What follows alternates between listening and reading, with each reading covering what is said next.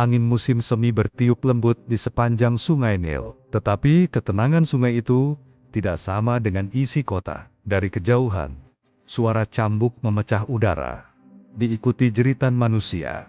Bangunan raksasa yang disebut peristyle berdiri kokoh, memantulkan cahaya matahari keemasan. Di bawahnya, para budak Bani Israel memikul batu besar, terbungkuk di bawah panas yang tak kenal ampun. Di lantai tertinggi istana, seorang lelaki mengenakan mahkota ular kobra, memandang hamparan Mesir dari singgasananya. Dialah Firaun Ramses, penguasa yang menyebut dirinya Tuhan. Semua tunduk padaku, katanya lirih. Senyuman kejam tersungging di wajahnya. Kecuali waktu, tetapi waktu pun akan kalah olehku. Penasihat utamanya, seorang pria tua loreng dengan janggut tipis, bernama Haman, berkata, "Paduka, para ahli nujum membawa kabar penting. Mereka mendesak untuk diizinkan masuk." Fir'aun mengangkat alisnya. "Suruh masuk." Para ahli nujum datang dengan wajah pucat. Kepala mereka menunduk ketika berbicara. "Paduka," tanda-tanda bintang menunjukkan bahwa akan lahir seorang anak laki-laki dari Bani Israel yang kelak akan menghancurkan kerajaan Anda. Ruangan hening.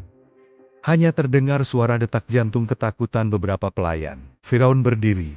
Matanya menyala seperti bara. Siapapun anak itu, sebelum ia bernafas panjang, ia akan mati. Ia menoleh pada Haman. "Mulai hari ini, setiap bayi laki-laki Bani Israel, bunuh." Perintah itu menyebar seperti badai gelap. Hari demi hari, rumah-rumah Bani Israel menjadi lautan air mata. Ibu-ibu memeluk perut mereka yang membesar, takut kehilangan calon anak. Namun di sebuah rumah kecil di pinggir kota, Allah menyiapkan rencananya. Seorang wanita muda, Yohebed, menggigit bibirnya menahan rasa sakit. Jeritan kecil pecah di ruangan sederhana itu. Bayi laki-laki lahir, udara menjadi lebih terang, seolah langit memberi salam.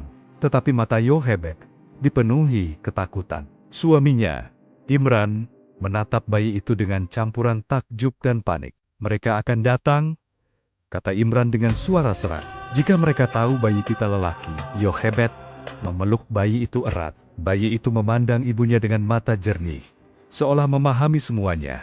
"Musa," bisiknya. "Namamu akan Musa." Malam-malam berikutnya dipenuhi ketegangan.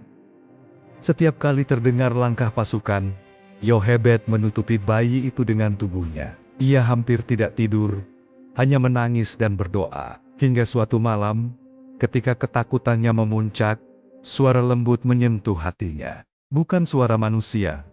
Susuilah dia, dan apabila engkau takut kepadanya, maka lepaslah dia ke sungai. Jangan takut, jangan bersedih. Kami akan mengembalikannya kepadamu. Kami akan menjadikannya seorang rasul." Yohebed menggigil, air matanya mengalir. Ia tahu itu adalah perintah dari Rob semesta langit. Di tengah malam, dengan tangan gemetar, ia dan Imran menyiapkan sebuah peti kayu. Mereka membungkus Musa dengan kain terbaik yang mereka punya. Ketika fajar mulai mengintip, mereka pergi ke sungai Nil. Arusnya tenang, seakan sungai itu mengerti tugas mulia yang dibebankan padanya. Yohebed mencium dahi kecil Musa. "Maafkan ibu, tapi Allah menjagamu." Peti itu dilepas. Arus membawa Musa pergi menuju jantung musuh yang paling berbahaya. Di taman istana Firaun, Asia, sang permaisuri, berjalan sambil ditemani dayang-dayangnya. Ia tak punya anak, dan hatinya selalu kosong meski tinggal di istana megah. Ketika dayang menjerit melihat sebuah peti di tepi sungai, Asia mendekat dengan rasa ingin tahu. "Buka," katanya lembut. Ketika tutup peti diangkat, sebuah cahaya seakan keluar. Mata Asia melebar.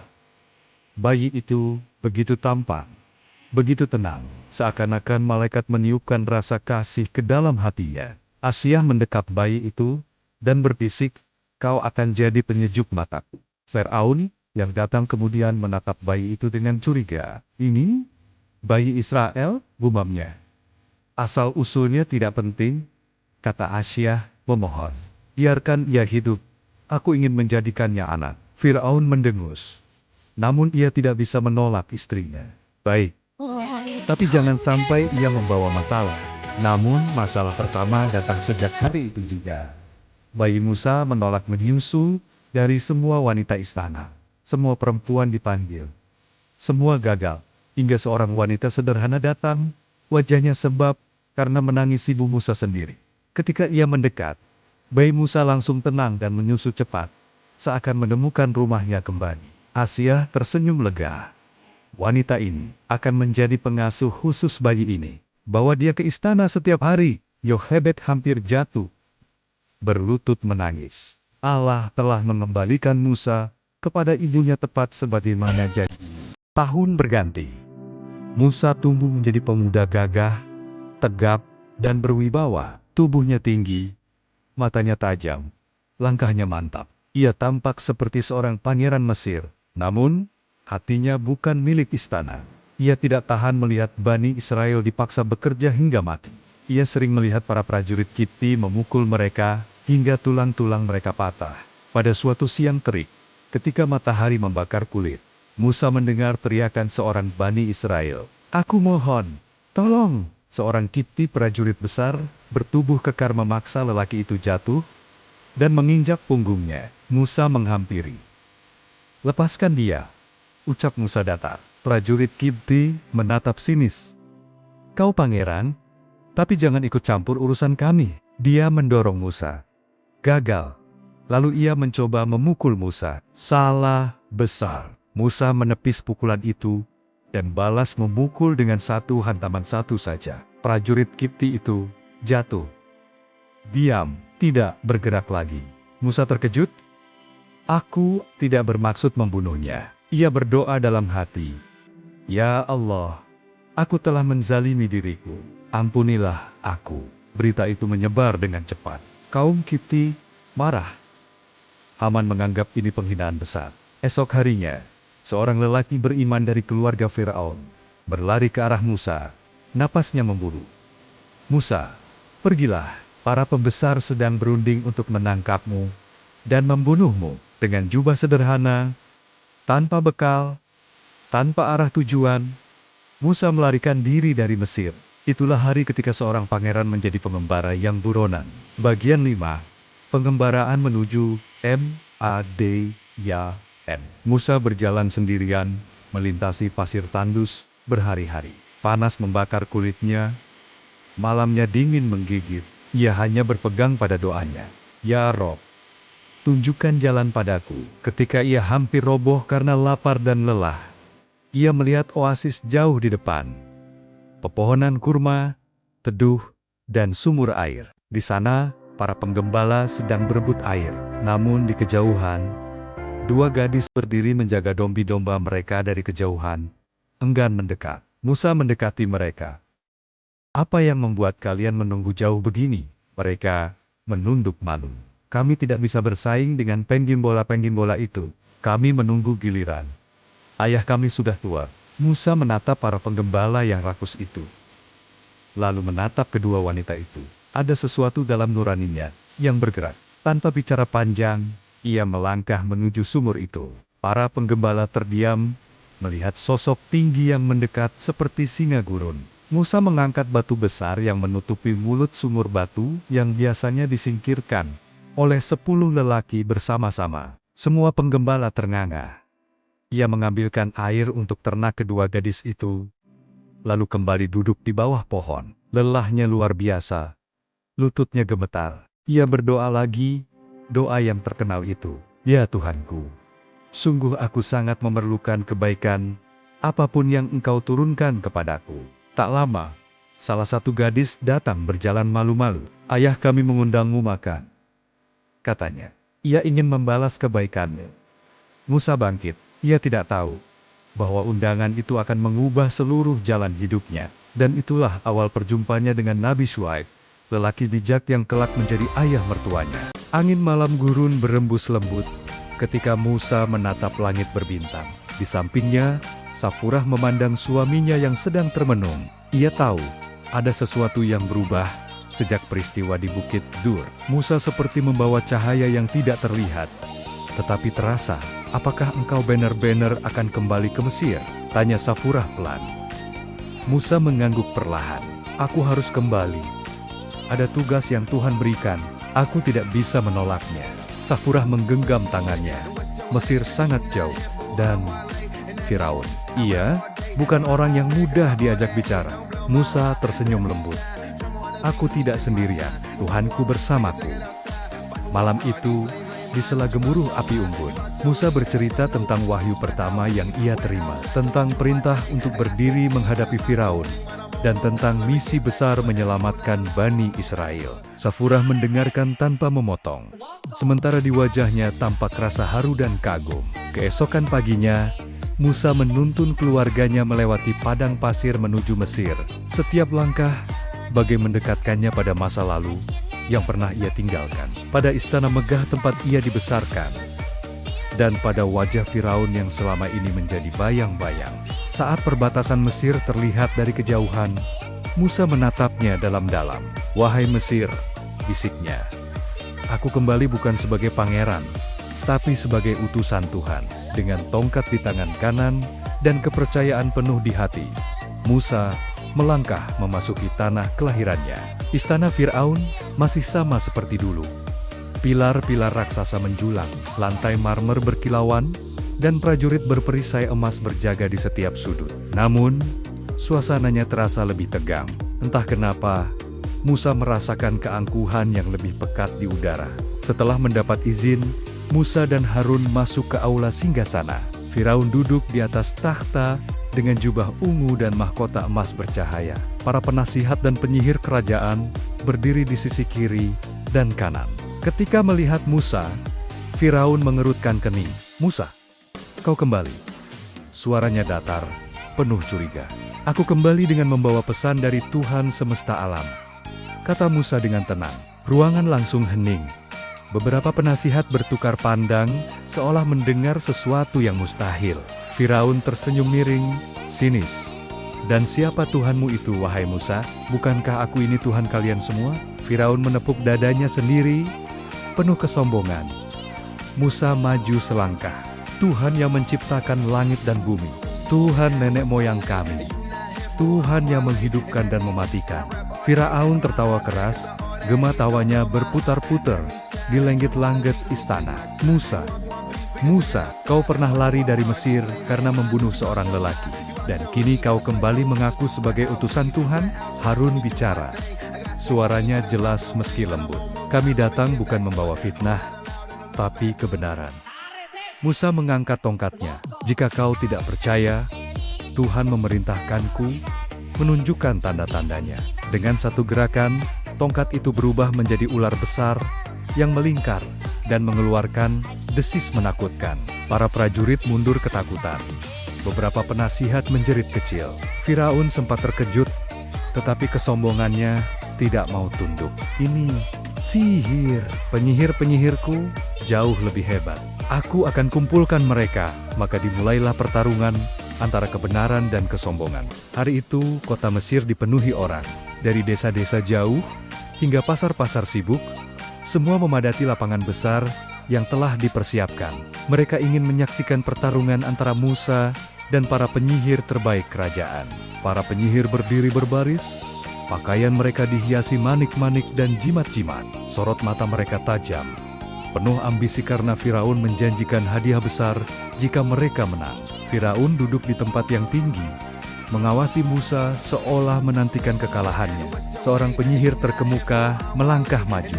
"Wahai Musa, apakah kau ingin mulai, atau kami dulu?" Musa berkata, "Silakan kalian mulai."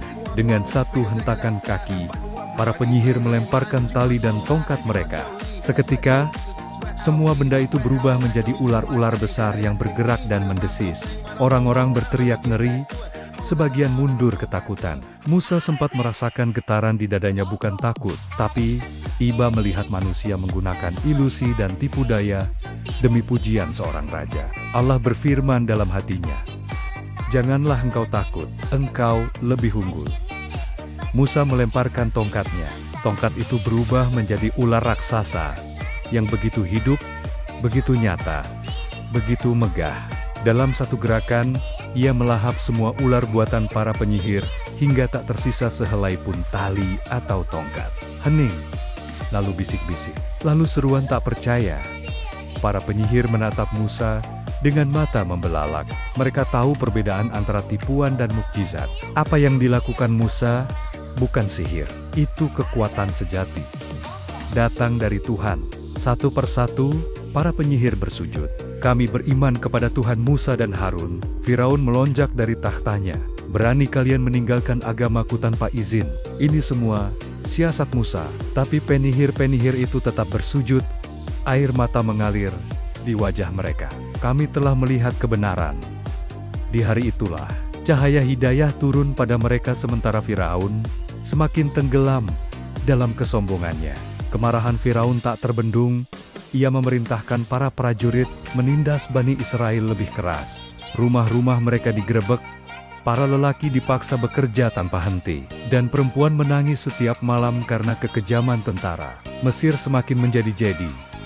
Namun Musa dan Harun tetap datang ke istana, menyampaikan pesan Tuhan agar Firaun melepaskan Bani Israel.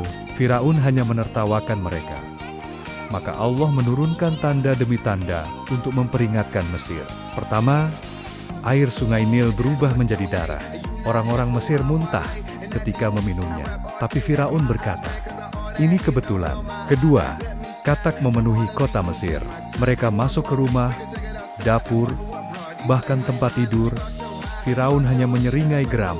Ketiga, kutu dan serangga menyerbu setiap sudut kota. Ternak mereka mati, panen rusak. Tetapi Firaun tetap keras kepala. Keempat, badai belalang turun dari langit seperti awan hitam yang menutupi matahari. Mereka memakan habis seluruh tanaman yang tersisa.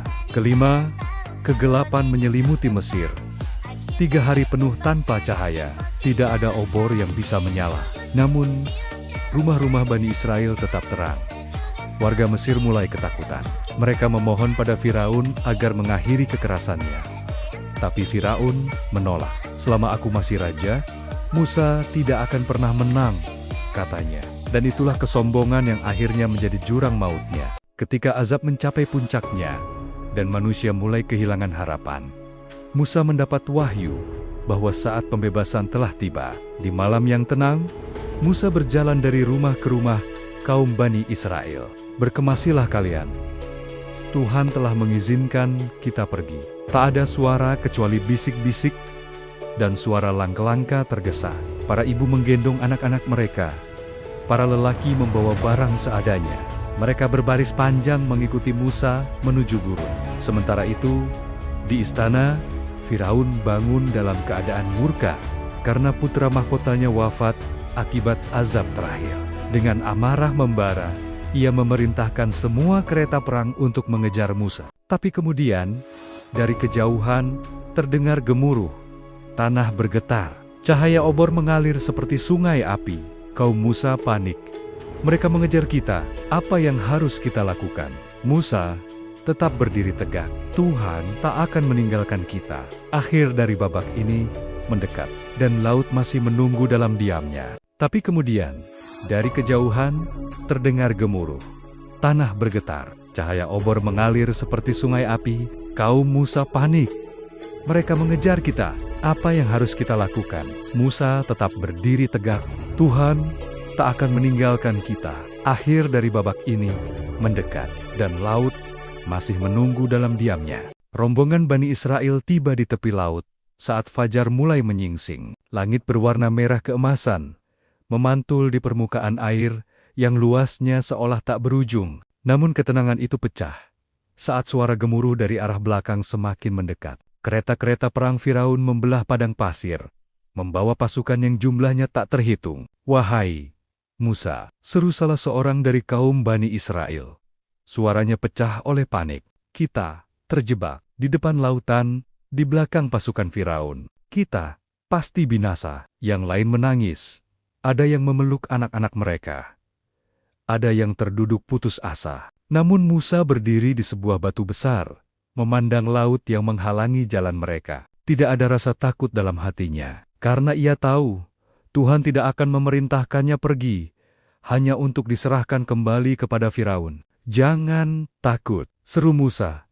Suaranya menggema. Tuhan bersama kita. Dia takkan meninggalkan kita. Angin mulai bertiup kencang, menyapu debu dan pasir. Musa mengangkat tongkatnya sesuai perintah wahyu yang turun di hatinya. Pukulkanlah tongkatmu ke laut. Musa melangkah ke bibir pantai, memejamkan mata sejenak, lalu menghentakkan tongkatnya. Seketika itu juga, laut bergetar. Ombak mengamuk, seolah ada kekuatan raksasa yang menggerakkan seluruh dasar laut. Kemudian, dengan suara gemuruh besar, air laut terbelah menjadi dua dinding raksasa yang menjulang ke langit. Sementara dasar laut terbuka, menjadi jalan kering. Bani Israel ternganga, tak percaya. Anak-anak menunjuk dengan mata berbinar.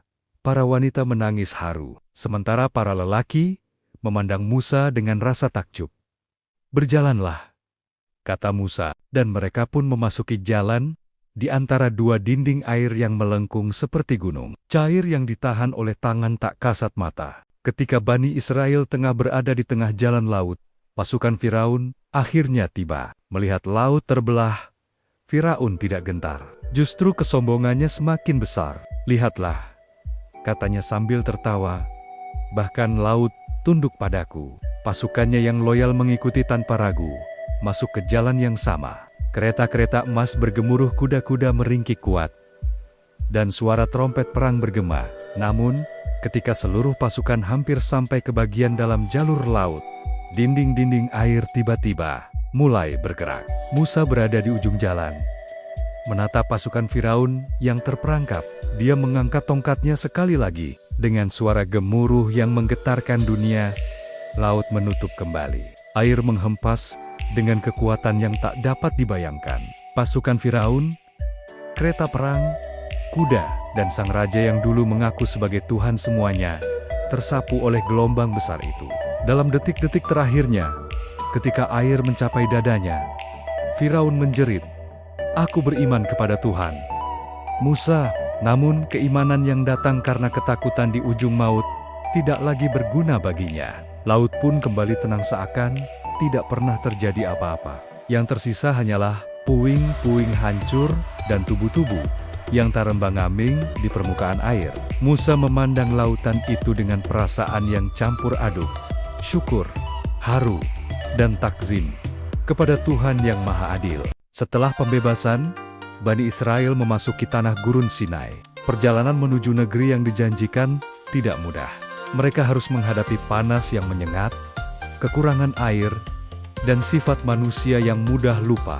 Pada awalnya, mereka penuh semangat. Mereka merayakan kebebasan, memuji Musa, dan membicarakan masa depan cerah. Namun beberapa hari kemudian, keluhan mulai muncul. "Apa yang akan kita makan di gurun ini? Kami kehausan. Di Mesir, setidaknya kami punya makanan." Musa menahan sabar. Ia naik ke bukit dan berdoa. Tuhan menurunkan mana dan salwa, makanan lezat yang turun dari langit setiap hari. "Tuhan takkan membiarkan kalian kelaparan," kata Musa. "Bersyukurlah dengan apa yang kalian dapat." Namun manusia tetap manusia. Ada yang menyimpan makanan berlebihan hingga basi, ada yang tidak puas, dan meminta hidangan lain. Musa hanya bisa beristighfar dan terus memimpin mereka. Suatu hari, Musa dipanggil Tuhan untuk naik ke Gunung Der selama 40 hari untuk menerima wahyu dan hukum-hukum bagi Bani Israel.